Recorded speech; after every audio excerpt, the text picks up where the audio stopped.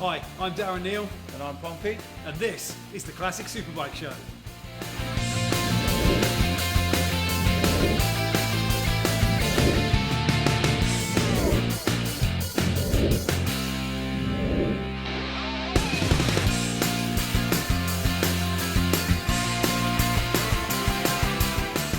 Hi and welcome to the inaugural Classic Superbike Show.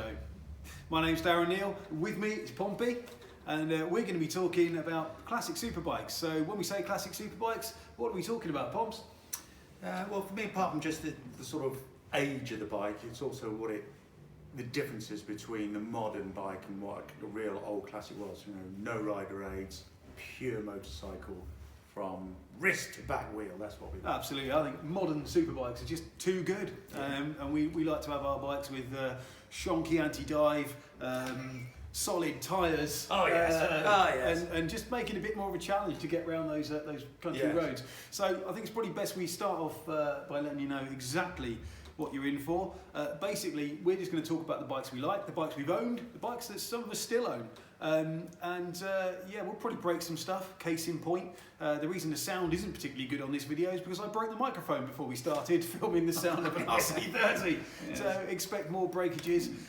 If you're here for the exact width of the decal on the tank of a Motor YB10, you should probably move on. Yeah. That's probably not going to be us. Google is your friend for any stats. You know, this is more about how you feel about the bike and what the bike makes you feel like.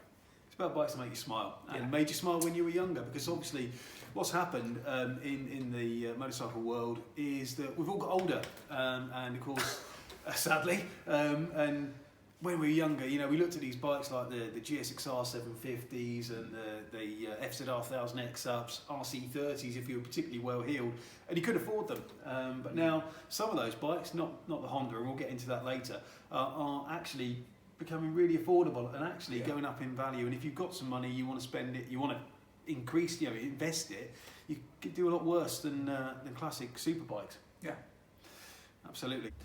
And as we go through the episodes, we're going to be looking at what we think will be the next sort of big thing, if you like, what you should potentially put your money in, what's already peaked, you've probably missed the boat on, and just bikes we like, really, to be fair. We're also, every week, we're going to have a bike of the show. I say every week, every episode, we'll have a bike of the show. And this show, it's the iconic RC30. Thought we'd start with a big one, and they don't get much bigger than the RC30. And in addition to just us chatting about how good they are, you know, once we're allowed to get out and actually hit the roads, then we'll be doing some onboard footage. Not too much, because it's just so boring watching somebody else ride on occasion. But just enough so you know what we're talking about. We're also hoping to get out and do some big trips, a bit like a certain Sunday evening light entertainment programme that you might see on the BBC, and get out and make it a bit of fun, some challenges perhaps. Old bikes versus new bikes, and just see what comes out on top. So another section we're going to do for you as part of the show is Riders' Wives. Now, we don't want to see pictures of your other halves, male or female. We want to see your classic 80s and 90s superbikes. Now, there's very strict rules to this. Your bikes must have twin round headlights, and they must have black tape across those headlights in the manner of a 70s gentleman's magazine Riders' Wives section. This is my idea. He had to tell me about them. I've never seen them. I had to explain this to Pompey. He's led a very sheltered life. As we'll find out with another of our features, which is story time. Now, this could be with Pompey, it could be with myself, but each episode, one of us, or both of us, will regale you with tales of daring do, which probably ended up with a pile of broken metal, plastic, and possibly limbs. Yes, and some of them will be true. Some of them might even be true, yes, exactly. So that's something to look forward to. So without further ado, I think we should get to our first feature, and this is really exciting actually. As you'll see in the video, we actually managed to get hold of two RC30s. I say get hold of, they both belong to Pompey, so there wasn't really much getting hold of involved, but I hope you enjoy the video about the RC30, and enjoy. Hi and welcome to the first of a regular feature, Bike of the Show. Now this week, I've not got one bike, I've got two Honda RC30s. How often do you see two of those in one room? Not very. The RC30 is it's an homologation special built from 1988 to 1993 by HRC, which is Honda Racing Corporation, not Honda Motor. And they won multiple TTs, TTF1, World Championships, World Superbike races. They're actually built for the World Superbike races, really the very early, very fledgling World Superbike Championship. These two fine motorcycles belong to my good friend Pompey here. So Pompey, tell us what you've done to these bikes, because they are far from standard. Well, this one started off life with a very good friend of mine. So I've known this bike from 1989, Pete, my mate Pete and Darren, and he's a very capable rider. So he did a lot to it over the years, and I bought this as a punt because it was in a big box of different bits. He had the engine blueprinted by Jack Valentine, went on a track day and blew it up. And so it had it then rebuilt and actually big board out to 800cc, and then redone by TS Engineering, and they did a fantastic job. I got hold of the bike in boxes and put her back together slowly but surely as a labour of love and worth all the effort. This one on my right is actually a race bike. I mean, it's road registered, and it now has a daylight MOT, but it was built primarily as a race bike. It was ridden by and owned by Kieran Hankin, who was a very well-known road racer. It was raced at the Isle of Man very successfully, and at Spa endurance and for short circuits. And again, this one is a big board. It was big board for the short circuit racing. And both feel very similar, although this one, surprisingly, the race bike has standard carbs. This one, my pride and joy, has flat side carbs, so they do feel quite a bit different. But the basic core of them, the chassis is the same, same suspension, both reworked, both done properly, and both an utter pleasure to ride. And obviously these bikes are heavily modified over the standard bike, so other than the big bore engine, anything else on these that you want to point out? Well, yeah, I mean, they do, for on the road, when you're riding them in anger, they were prone to overheating, with the extra cubes and with the extra grunt. Both got race radiators. This one actually didn't have a fan on it at all, the race bike, because there's not many stopping at red lights. Well, you don't There's have not a fans, public thing at red you lights. don't have fans on race bikes. No, exactly. so I actually managed to slip one in for now, a Ducati fan on the left is on a switch, and I actually also had to put a side stand on it, which was a nightmare because you had to get along the side stand. Yes, as you can see, you might be able to see this one actually is resting on a block of wood, because I was a bit too far and you can see the underside of it. So I mean, you were telling me earlier, Pops, that the exhaust on these bikes actually came off the roomy World Superbike RC30s. Yeah, it was, but Pete got them as a job lot with a bunch of, because it's not just, I mean, the engines have been increased in CC, but actually from a standard modified, standard bike, you have to get the kit. HRC, Honda Racing Corporation, do a whole different wiring loom, a different brain. Everything changes when you put HRC kit on them, and they become very different animals. I mean, both are putting out about the same brake horsepower. It's about 140 brake horsepower, Which is good power even now. Yeah, I mean, it feels like an early R, like the first R1.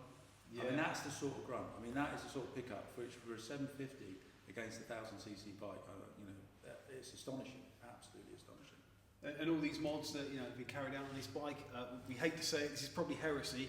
But the standard RC30, it's a fantastic investment. If you can find one, well done.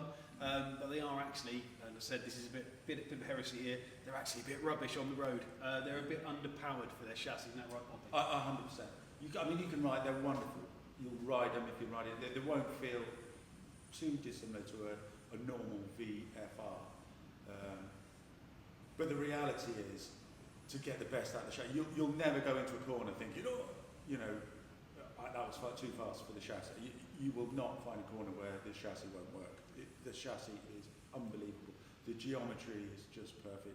It feels like a 250. I mean, you get on it, and you think, where is it? It's absolutely. I mean, the bikes were, predominantly Carl Fogarty for our younger viewers. He's the bloke off the jungle. For everyone else, he's a four-time World Superbike champion, TTF1 champion, and he won a few of his TTF1 championships on Honda RC30, technically an RVF 750, but basically an RC30. So these bikes are built to be pushed to the limit by the very best riders on the planet, which, I mean, me and Pompey can ride a bit, but we're not the very best riders on the planet.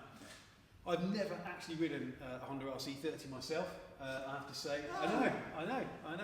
I've got a friend of mine. Exactly. Well, Not even Pompey's bikes, I haven't ridden one of these. But I got very, very close. I retired from racing on the Isle of Man about 3 years too early before the advent of the classic TT. And the guy I used to ride my R6 for, he actually had one of these race kitted in his garage that now competes every year at the classic TT, and I'm devastated because I didn't get to ride it. Yeah. He's also got a Troy Bayliss 916, but that's another story. So I've never actually ridden one of these bikes. I do remember, like, back in 1980, Frozen Solid, that one of my friend's dads had one of these bikes, absolutely, bog stock, and even then, that going up and down the high street where I'm from, that was special to see it. A really special motorcycle back then. I think you need to understand how special these bikes were back in the day. So, from an investment point of view, and if you can find one, as I said, very well done. These bikes are standard bike. A standard Honda RC30 with low mileage will set you back anywhere from around £30,000 to anywhere up to £60,000. Yeah, really that much. These bikes were around £10,000 new. It's about 3 times the cost of a superbike at the time. But now, if you bought one in 1988 and you held on to it, very well done. You've actually you've got yourself a really good bit of investment there, and they are unlikely to go down. They've probably peaked to a point because there's not many of them. The ones that are out there, and people don't want to let them go. The good news is you can buy this one, this very motorcycle here, from our very good friends. Don't cry, Pops, don't cry. Our very good friends over at Motorcycles UK have got this for sale, so if you want to see that, go and check them out on their website. There is a video of the bike in more detail there as well if you want to know more about it. So there we go, motorcycle of the show, the first one in the can. Hopefully you've enjoyed it. There'll be some more coming. We've got some very special motorcycles. I'll be honest, mostly Pomps. He's got a great collection, and we'll be having a look at some more of his bikes and some others as well as we go on through the show. Hope you enjoyed it. Thanks for watching, and now back to the rest of the show.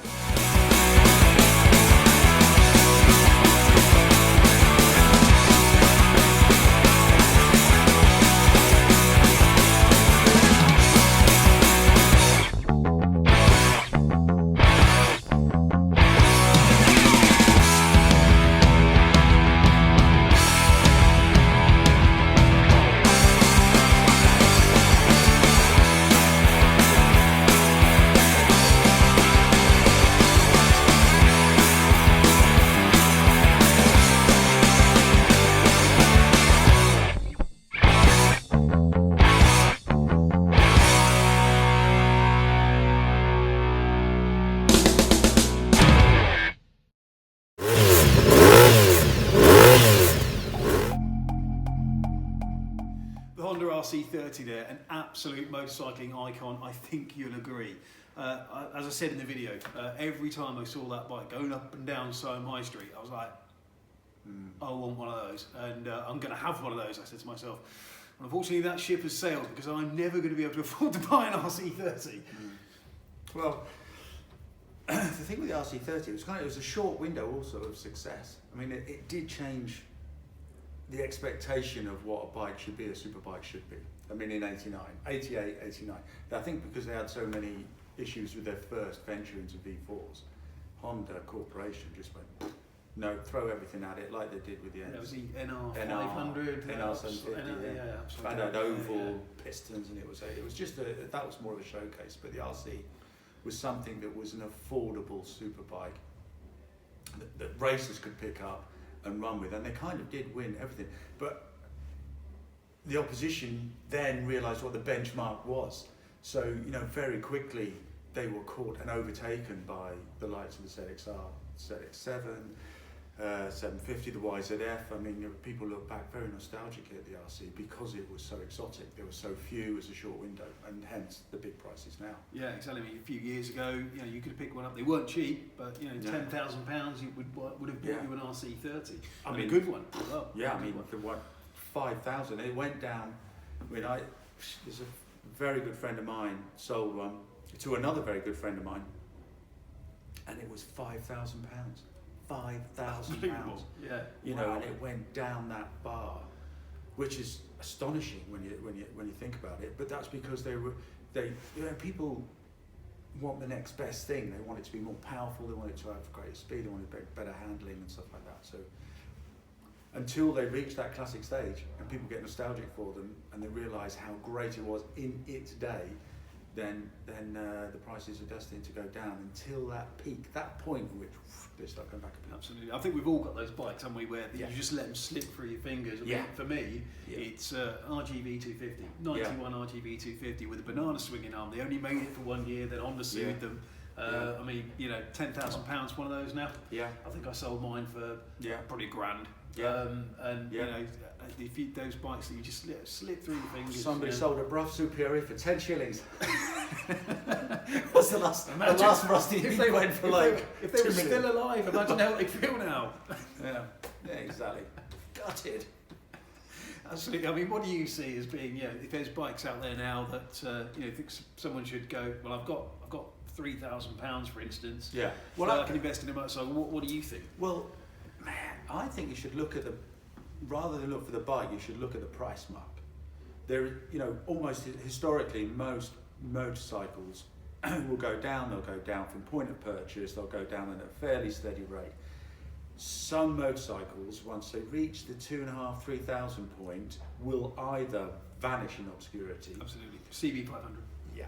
Or they'll suddenly hang around. People go, like the Keck, like the Suzuki 750. Yeah. Which you could pick up, $2,000 or $3,000. You could pick up any amount of them, and now they're gone. They'll reach a point where there'll be a classic status, will mean something, and it will get a buzz, and some of them are unjustified, like the Jota, the Verda Jota. Yeah, absolutely. Yeah. Bloody awful to me. Dreadful. But you try buying one now. That's and it'll be just as bad. That's two acts of heresy we've committed in one show.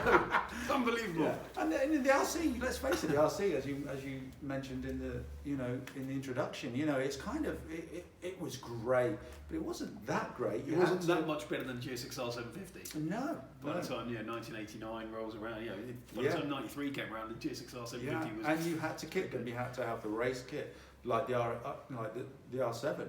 You could buy a stock R7, but you had to pay just as much for the race kit to go on. 100 horsepower to make it really nice looking motorbike. Yeah, exactly. So I mean, you're a serial collector, obviously. So I mean, what are you looking at now? I don't want to give the game away, I imagine, but well, the kind of one thing is to say that the idea that you've missed a boat is really down to budget rather than choice. I mean, the fact that once they start going up, they kind of very rarely do they go back down again. So for the RC30 point in case, it's a lot of money, 25, 30 grand now. Plus, but it's going to be that way. It'll stay that way, and so it's kind of it's not exactly money in the bank. And sure, there's a certain amount of risk, but the risk is negated by experience. We know that other marques of bikes very, very seldom, once they're on that upward trajectory, very seldom go down. But if your budget is that $3,000, $2,000, $3,000, I would at the moment almost any 750. Yeah, ZXR 750s, YZFs, ZX7R, YZF 750s. Yeah, they are still available at sensible money. YZF 750s, not the SPs. Unfortunately, they've correct up. You're looking at almost 5 figures for one of those now, I think, if you want an SP. But basically what you're saying is if you've got £100,000 to throw at a Honda NR 750, you knock yourself out. Yeah, absolutely, go for it. Yeah, why not? I mean, there are some. I mean, there's some like the Ducati Motor Sedici, that are now 60,000. But you know what? That's going to be, you give it 10 years, that'll be 120,000. We were offered a Desmo Sedici part exchange last year. Yes. Yeah. Which I went like that. It was La only- la la la la. It was only £37,000. Yeah. Yeah, only, and it'd done a mere 7,000 miles, which apparently is quite high mileage for a Desmos Adichie. Yeah. So, who knew? We didn't take it, needless to say. But anyway, so yeah, we're going to move on now to our next feature, and we'd like to introduce to you Riders' Wives.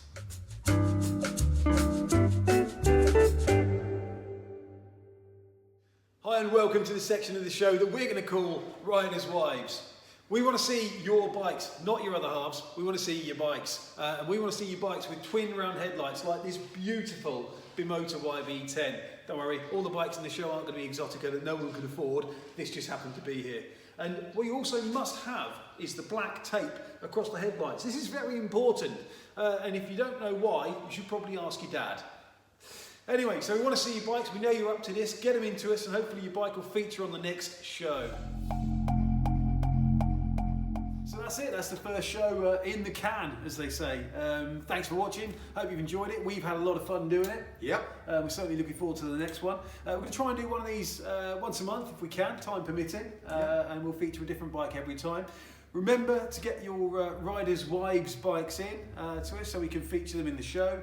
Remember to subscribe to the YouTube channel. We're on the Motorcycles UK YouTube channel currently. Make sure you subscribe to that. And tell your friends if you've liked it and you enjoy it. Your friends might like it too, so tell them as well. And yeah, feel free to comment down below. Yeah, and don't think just because they're classic bikes, it's only classic old people that need to get involved. We're trying to get young people too. These old bikes are pretty cool, and as I say, if you can get on it now, you'll really enjoy them. And yeah, so anyway, thanks for watching, and we'll see you next time on the Classic Superbike Show.